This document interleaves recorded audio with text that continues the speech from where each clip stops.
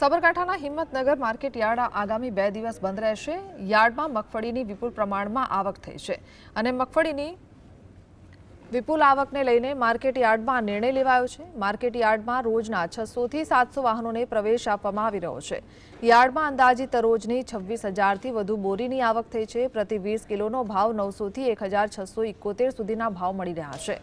Himmatnagar market યાર્ડમાં ભાવ સારો મળી રહ્યો હોવાના કારણે સાબરકાંઠા સહિત આસપાસના જિલ્લાના ખેડૂતો પણ આ યાર્ડમાં આવે છે। આજથી 2 દિવસ નવો માલ લઈને ન પહોંચવા માર્કેટ યાર્ડ અપીલ કરી છે। માર્કેટ યાર્ડમાં હરાજી માટે 4 ટીમો બનાવવામાં આવી છે।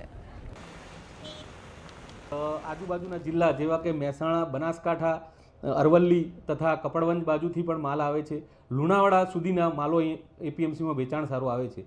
સારા ભાવ મળવાના કારણે ખેડૂતો અહીંયા આવે છે। 2 દિવસ સુધી માલ ના લાવે તો સારું, અહીં આવકનો વધારો હોવાના કારણે અમે એમને હરાજીનું કામકાજ અમે કરી શકીએ તેમ નથી, પરંતુ સોમવારથી રાબેતા મુજબ માર્કેટ યાર્ડ ચાલુ થશે। તાલુકામાંથી બાયલ ગામેથી આવ્યા છીએ।